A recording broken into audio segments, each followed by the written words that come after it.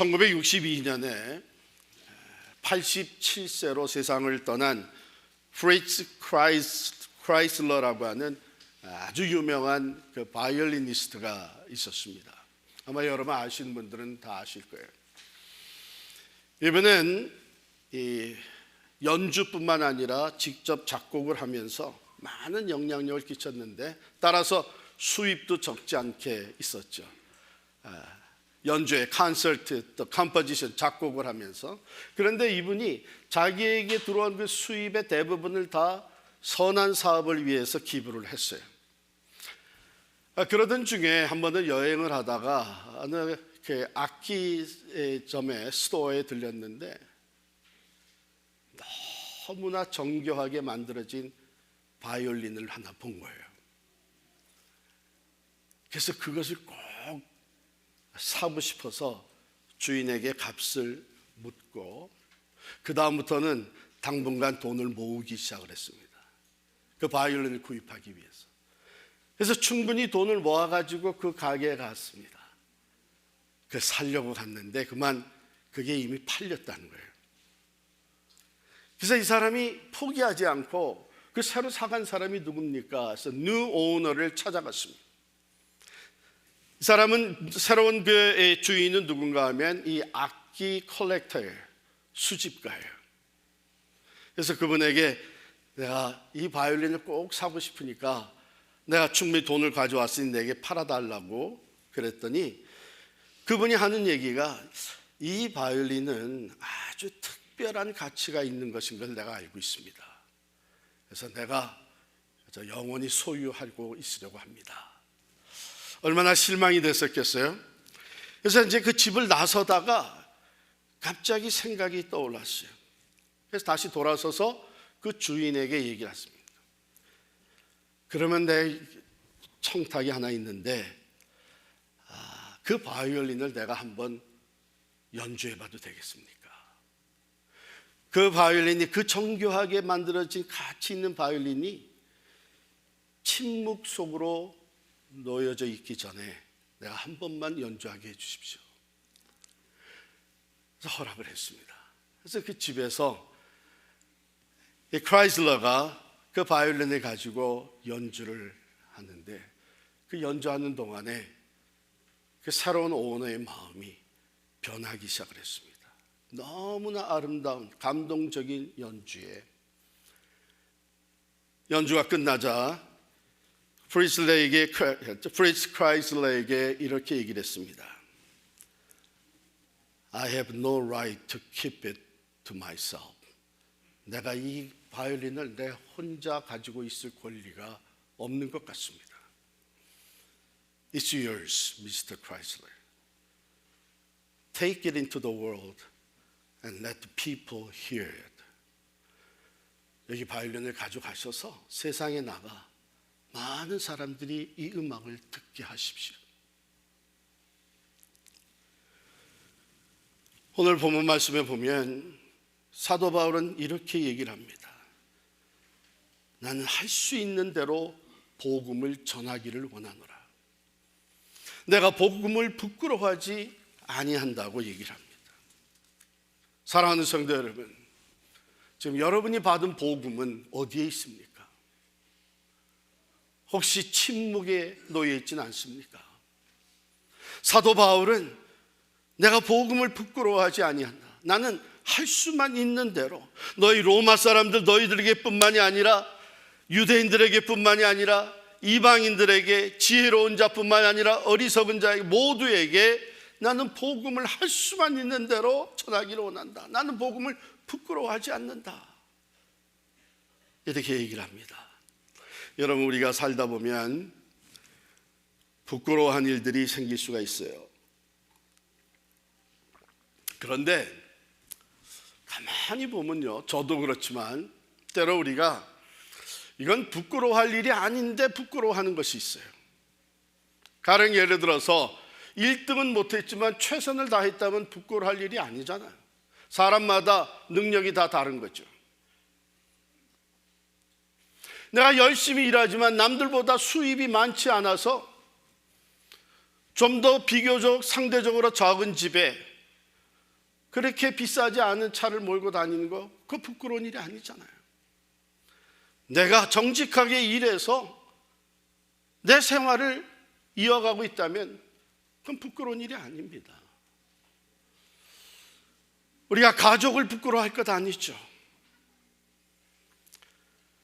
우리가 무슨 일을 하든지 정직하게 일하면서 때로는 오해와 비난을 받아도 그것 때문에 부끄러워할 필요가 없는 거죠. 반면에 우리는 정작 부끄러워해야 될 일에는 부끄러워하지 않는 것들이 있어요. 그냥 부끄러워하지 않아도 되는 것을 부끄러워하고, 부끄러워해야만 하는 일에는 오히려 당연시한, 작고 큰 일에 나라법을 어기고 있다면 그것은 부끄러워해야 될 일이죠. 내가 가치라고 생각하는 것과는 다르게 행동을 한다면 그건 사실 부끄러워야 될 일입니다. 내가 믿는다고 하는 것은 상관없이 상반적인 행동을 또 말을 한다면 그건 부끄러워할 일이죠. 하나님을, 특별히 하나님을 믿는 사람으로서 하나님의 말씀을 알면서 불순종하는 것은 부끄러워해야 되는 일입니다. 더욱이 생명을 살리는 복음을 가지고 있으면서 그것을 나누지 않고 있다면 그건 부끄러워해야 할 일이죠. 어떻게 보면 사도 바울은 누구보다도 부끄러워해야 될 일을 많이 당한 것 같아요. 그는 복음을 전하면서 비난을 받습니다. 돌에 맞아 죽을 위기를 만납니다. 굶주립니다. 버려진 사람같이 생활을 할 수밖에 없는 경우가 많이 있었습니다. 환영을 받는 적도 있지만 오히려 환영을커녕 핍박을 받는데, 이방인들에게서뿐만 아니라 유대 동족들로부터 핍박을 받습니다. 미친 자라고, 내가 너무나 많은 것을 아는구나, 미친 자라고 하는 비난을 받기도 합니다. 사실 세상적으로 보면 부끄러워할 일이라고 생각이 돼요. 그러나 사도 바울은 뭐라고 얘기합니까? 나는 복음을 부끄러워하지 않는다. 오히려 복음을 자랑스럽게 생각을 한 것이죠. 그래서 누구보다도 많은 희생과 고난과 비난과 핍박을 받으면서도 그는 여전히 복음을 부끄러워하지 아니하고 담대하게 복음의 역사를 감당하고 있는 것을 우리는 봅니다. 왜 그렇습니까? 오늘 16절에 보면 내가 복음을 부끄러워하지 아니하노니 이 복음은 모든 믿는 자에게 구원을 주시는 하나님의 능력이 됨이라. 누구든지 이 복음을 듣고 예수를 믿기만 하면 구원을 얻는 것이기 때문에, 이것보다 가치 있고 이것보다 파워풀하고 이것보다 우리의 삶을 전적으로 변화시켜 주시는 능력이 없기 때문에 그는 복음을 오히려 자랑스럽게 여기면서 전도와 선교의 사명을 감당하고 있는 것입니다. 뿐만 아니라 바울은 오늘 말씀에서 이 복음에는 하나님의 의가 나타나서 믿음으로 믿음에 이르게 하나니, 하나님의 의, the righteousness of God. 여러분, 종교개혁을 일으켰던 마틴 루터는요, 이것 때문에 너무나 고민을 하면서 고행을 했던 사람입니다. 시편 31편 1절에 보면 다윗의 고백이 In thy righteousness deliver me, 주의 공의로 나를 건지소서. 주의 공의로 나를 건지소서. 주의 공의는, 주님은 완전하신 분인데 흠이 없는 것을 원하시는 분인데 전적으로 온전히 공의로우신 그 공의로 나를 다스린다면 나는 정죄받고 심판받을 수밖에 없는 죄인이라는 거죠. 그런데 그 주의 공의가 어떻게 나를 구원한단 말인가? 로마서를 읽으면서도 복음에는 하나님의 의가 나타나서 그랬는데, 하나님의 의, the righteousness of God, 거기에만 몰두하는 동안에 마틴 루터는 계속해서 자기의 부족한 면을 바라보면서 완전한 경건에 이르기 위해 고행을 거듭했던 사람입니다. 금식하고 육체의 모든 정욕을 죽이고 무릎으로 계단을 오르고, 그러다가 어느 날 하박국의 말씀과 연결되어진 것을 조금 더 깊이 묵상하는 동안에 성령께서 큰 감동을 주셨습니다. 복음에는 하나님의 의가 나타나서 믿음으로 믿음에 이르게 하나니 기록된 바 오직 의인은 믿음으로 말미암아 살리라. 자기의 의로 사는 것이 아니라 믿음으로 말미암아 살 수 있는 길이 열렸다는 거예요. 무엇을 믿습니까?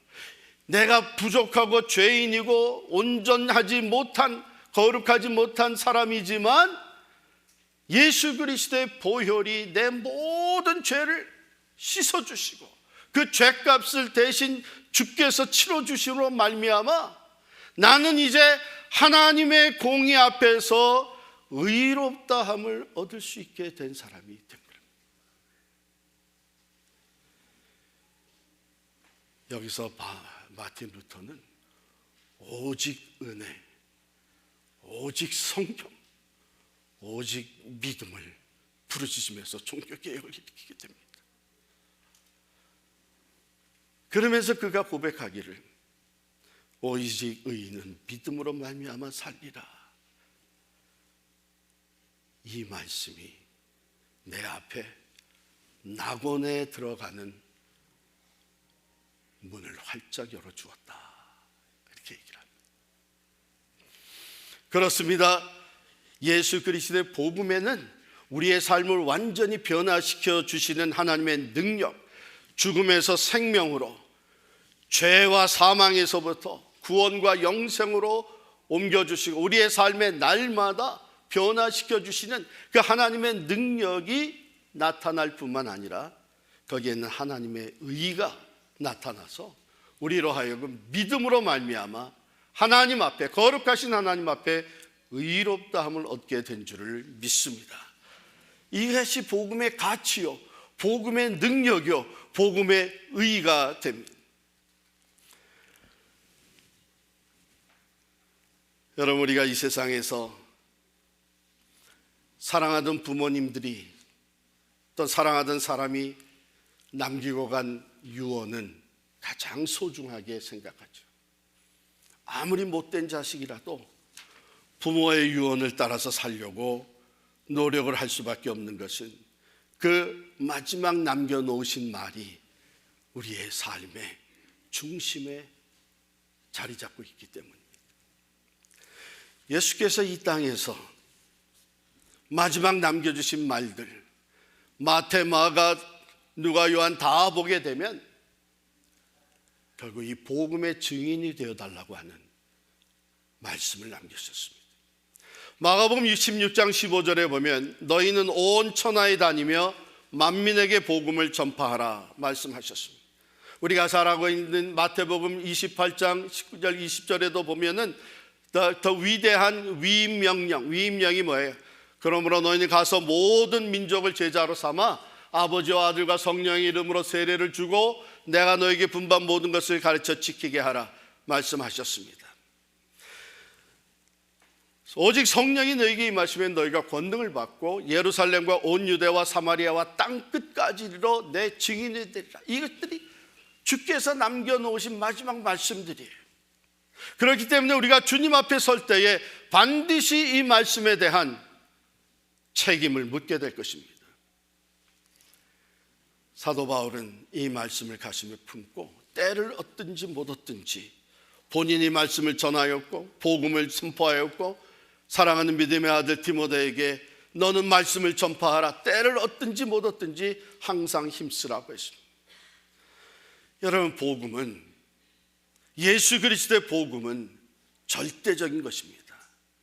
이 포스트 모더니즘에 많은 사람들이, 특별히 우리 젊은 세대들이 절대적인 것은 없다. 모든 것이 상대적이다. There's no absolute truth 하면서 상대적인 것을 앞세우고, 그 상대적인 것 중에서 가장 중요한 것은 내가 어떻게 느끼고 받아들이냐 하는 것이 가장 중요하다 하는 이 지극히 개인주의적으로 빠져들어가는 이 세대에서, 그러나 복음은 여전히 절대적인 것입니다. 예수께서 가라사대 내가 곧 길이요 진리요 생명이니 나로 말미암지 않고는 아버지께로 올 자가 없느니라. 내가 곧 길이요, 여기 곧이라고 하는 것은 I am the way, 유일한 길이란 말입니다. The truth, 유일한 진리라고 하는 것이죠. And the life, 유일한 생명이라고 하는 것이죠. 오직 예수 그리스도 안에서만 하나님과의 관계가 회복이 되어지며 우리는 구원과 생명을 얻게 되는 유일한 복음입니다. 근데 여러분, 복음은 참 긴박한 것이에요. 복음을 전하는 일은 굉장히 긴박한 것입니다. 우리 한번 솔직히 얘기해 봅시다.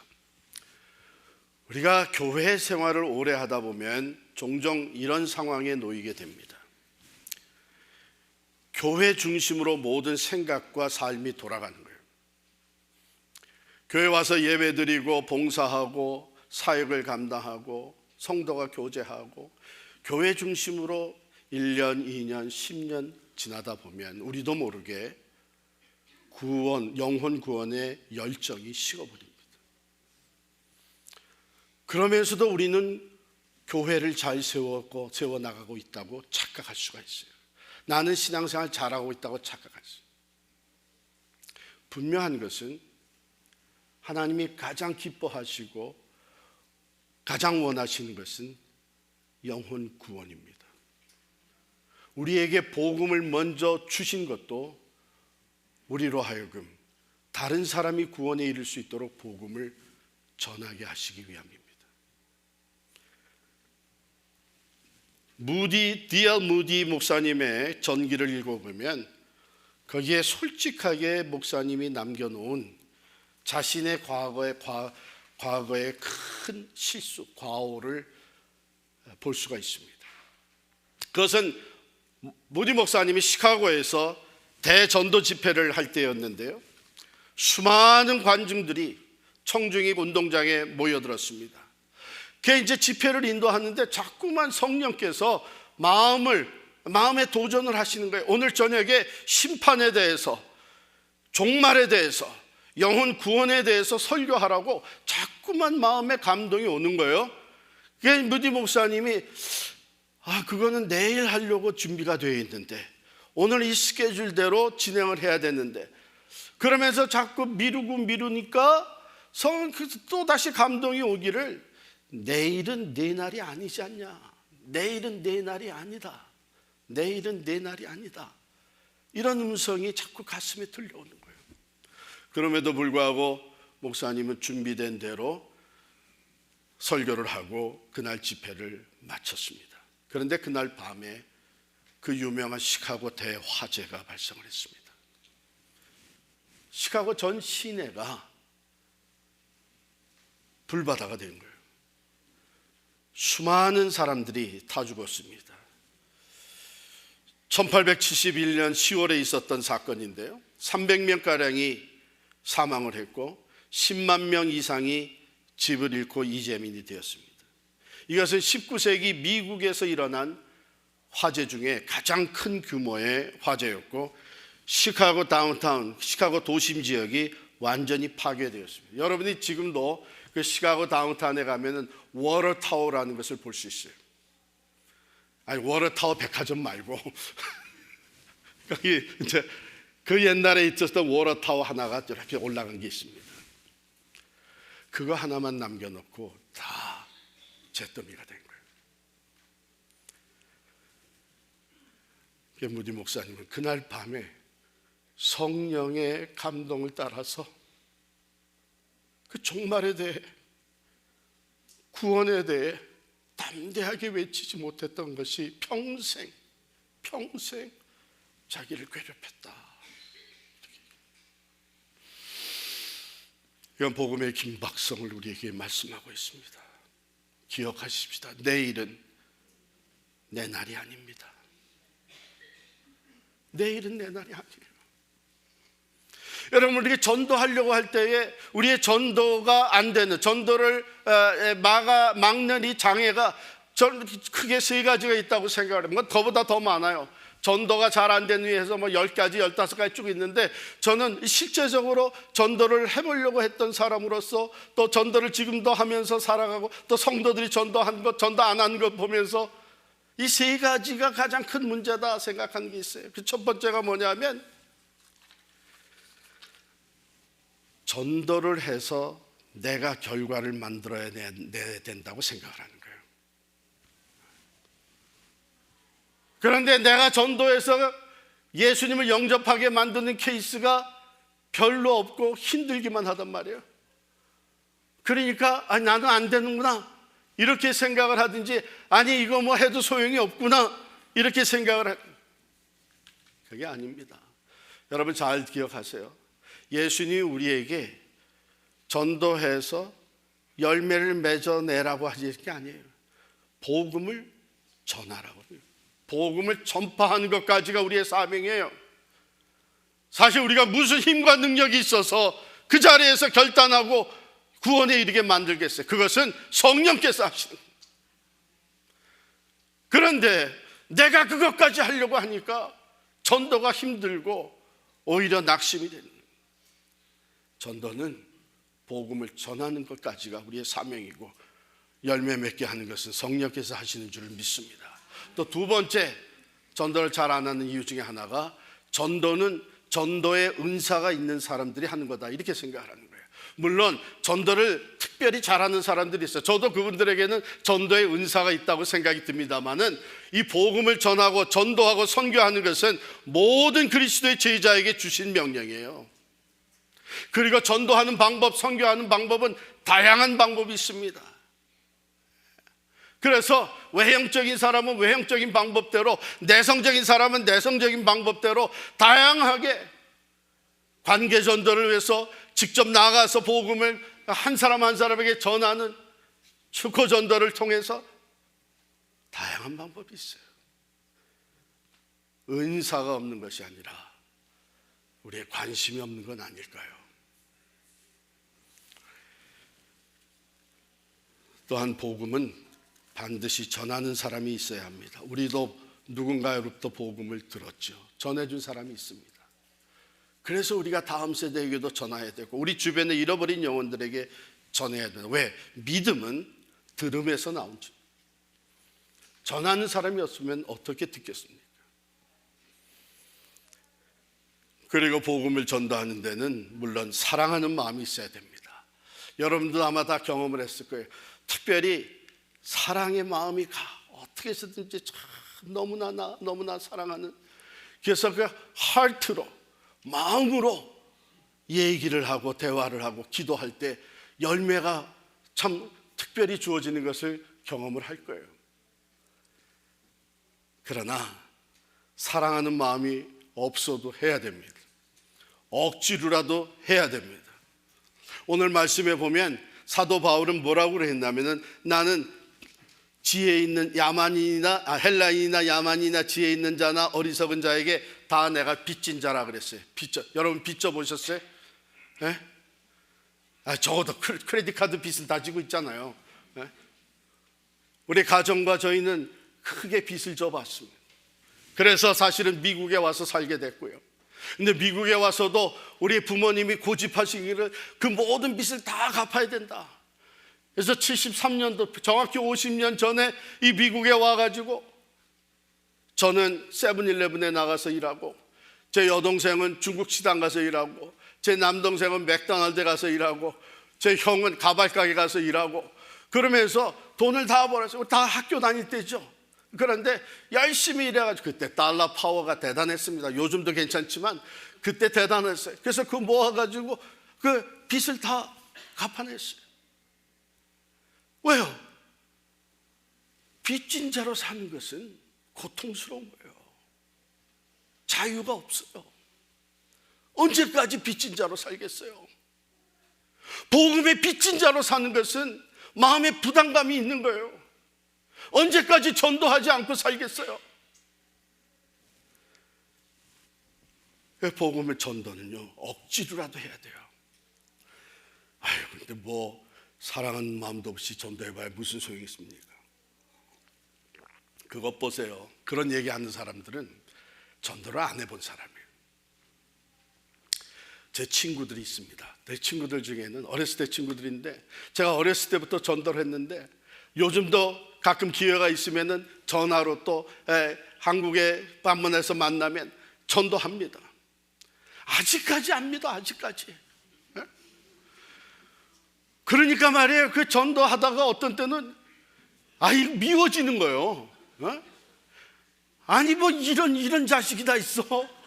그러면서 미워지는 거예요.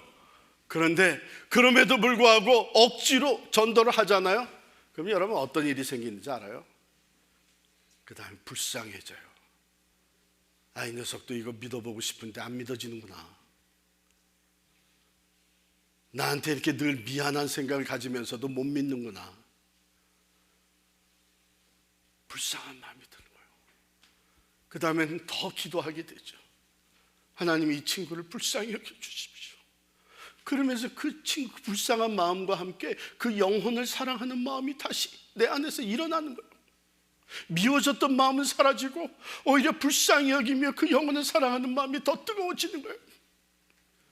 전 분명히 믿습니다. 이 친구 언젠가는 꼭 믿게 될 거예요. 왜? 내가 포기하지 않을 거거든. 하나님이 포기하지 않을 거라고 저는 믿습니다. 이 빚진 자의 심정으로 억지로라도 해야 되는 게 전도예요. 교회에서 시키니까 할 수 없이라도 해야 되는 게 전도예요. 오늘 또 목사님이 저렇게 그냥 열정적으로 설교하니까 그래도 흉내라도 내보자 하고 하는 게 전도예요. 하다 보면 영혼 사랑하는 마음이 생겨납니다. 사도 바울은 이 빚진 자의 심정을 가지고 전도를 하는 거예요. 여러분, 바울이 사도라고 해서 저 복음 전하는 일이 늘 즐거웠겠어요? 힘들고 어렵고 특별히 동족들이 오히려 반대하고 핍박할 때는 얼마나 고통스러웠겠어요? 인간적으로 볼 때 도망치고 싶고 포기하고 싶은 순간들이 얼마나 많았겠어요? 그럼에도 불구하고 그가 포기하지 않고 희속적으로 복음을 전한 이유는 그에게는 이 빚진 자의 심정이 있는 거예요. 이 복음 때문에 내가 살았는데, 이 복음이 나를 변화시켜 줬는데, 이 복음 때문에 내가 위로부다함을 얻게 됐는데, 이 복음으로 인해서 나는 천국 시민이 됐는데, 이 복음 때문에 나는 이제 지금 죽더라도 주님과 함께 있는 그 천국에 이르게 되는 것인데, 나를 축복하시고 내게 구원과 생명을 주시기 위해서 내 주님이 십자가에서 피를 흘리며 죽어가셨는데, 그리고 나한테 부탁하신 것이 너는 이방인의 사도가 되어서 복음을 전하라고 하셨는데, 사랑하는 성도 여러분, 이것은 우리에게 주어진 명령이요 사명입니다. 에밀 브루노라고 하는 신학자는 이렇게 얘기를 했어요. 불이 탐으로써 존재한 것 같이 교회는 선교함으로써 존재한다 그랬어요. 교회 본질을 얘기해 주는 것입니다. 왜 주님이 우리를 불러서 교회 되게 하셨습니까? 그리스도의 몸이 되게 하셨습니까? 불이 탐으로써 존재하는 것 같이 교회는 선교함으로써, 전도함으로써, 영혼 구원을 함으로써 존재하는 거예요. 그것이 없다면 더 이상 교회라고 할 수 없는 것이죠.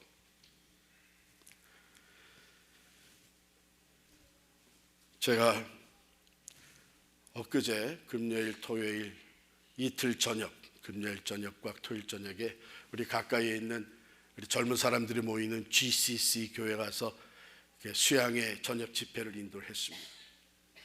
여러분 그 교회 기억나시죠? 그레이스 커뮤니티 채플. 우리가 페라미스 건물을 놓고 나왔을 때 수요일 예배를 드릴 장소가 없었을 때 그 교회가 오픈을 해가지고 마음대로 쓰라 그러면서 거기다 뭐라고 게재했냐면은 free, 따로 차지 않겠다는. 물론 우리가 감사헌금을 했지만 그 교회 집회를 하는데 대학생들, 청년들 또 젊은 부부들이 꽉 찼어요. 우리 교회에서 같이 사역하다가 그쪽으로 간 이제 우리 여러분 아마 기억하실 거예요. 제이서 전도사님 기억하세요? 그 부부도 이제 50이 됐는데 저보고 하는 얘기가 이 교회에서 제가 나이가 제일 많아요 그래요. 그러니 내가 얼마나 걱정이 됐겠어요. 에? 젊은 사람들하고 지낸 지가 시간이 많이 지났는데 이 희끗희끗한 머리 가지고 가가지고, 근데 그때의 띠이 이번 위치의 띠이 뭐냐면 Here I am이에요. Here I am. 주님 내가 여기 있습니다. Here I am. 제가 그 띠임을 놓고 깊이 묵상을 했어요. 주님이 부르실 때 Here I am 이렇게 응답하는 건데, 크게 주님은 3번 우리를 부르십니다. 처음에 우리를 부르실 때는 우리가 아직 주님을 알지 못할 때, 우리가 죄와 사망 가운데 있을 때에 주님이 우리를 부르셨죠. 그래서 우리가 응답하고 나갔습니다. Here I am. 주님 저는 죄인입니다.